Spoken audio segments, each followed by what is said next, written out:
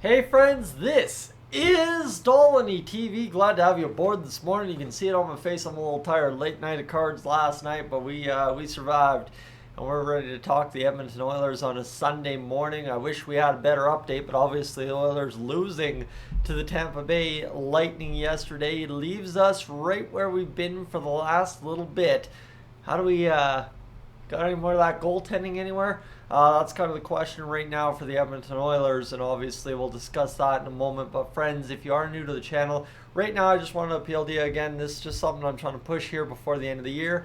If you could possibly hit that subscribe button, that would be greatly appreciated. Kind of working towards, there is a real possibility we could have 15,000 subscribers before the end of the year, so figure why not ask, right?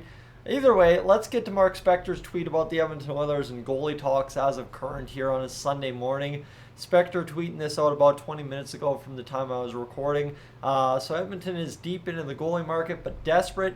Teams know this, and prices are ridiculously high. Can Skinner hold the fort until someone offers a reasonable deal? If he can't, is Holland forced to give up way too much for a number two? That's where we are at. So, kind of a tough situation for the Oilers, right? You look at that tweet and you say, oh my goodness. Yeah, we already knew that because obviously the Oilers have not made a move as of yet. The only thing here that I will say that Mark Spector has wrong in his tweet, and I can tell you 100% Mark Spector has wrong in his tweet based on everything we've seen from everybody else here over the past few days, is it is not Ken Holland's job to find another goaltender. It is Jeff Jackson's. So at the end of the day is when Jeff Jackson feels he's ready to pull the trigger on a trade, it will happen if it happens. However, the biggest problem here for the Oilers, as we saw in that tweet, is the prices are ridiculously high.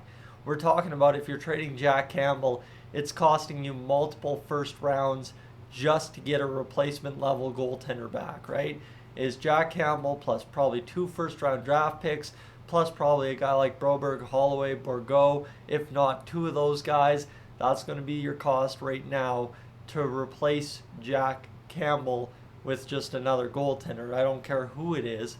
I know we've seen some mention of Jake Allen. We continue to see mention of guys like Jordan Binnington. Right now, I don't really care to speculate who the goaltender might be for the Edmonton Oilers. Because at this rate, it don't matter who it is. Cue the graphic one more time. Prices are ridiculously high.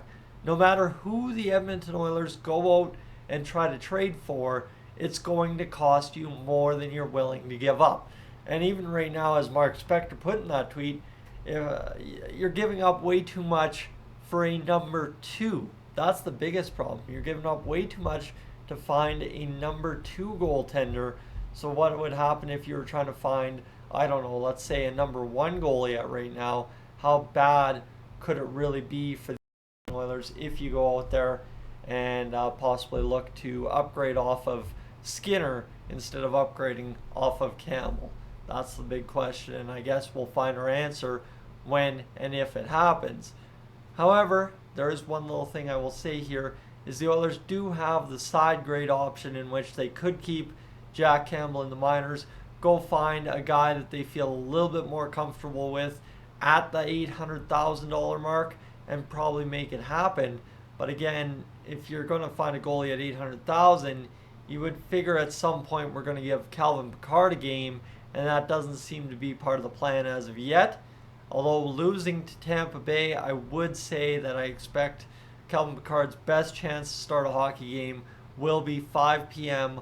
on Monday against the Florida Panthers. That said, we'll see what happens here, friends, because obviously you can look at it 2 schools of thought, and I'm still a school of thought that what was that defense against the Tampa Bay Lightning in that third period? The Oilers full-heartedly sold off on the defensive part of their game against the Tampa Bay Lightning, and you can say, oh, the defense had a bad game, so the goaltender's got to bail you out. Goaltenders bailed you out the past 3 games prior to that, and then you sell off on defense and you lose 6-4. You know what? If you lose 4-3, yeah, different story. But you lose 6-4, I'm sorry, your goalie can be bad as bad can be. And Stuart Skinner and Jack Campbell themselves can't be directly responsible for 6 goals against every game. Friends, I'm Tyson. This is Dolynny TV. Thanks so much for being aboard this afternoon. I am up on out of here.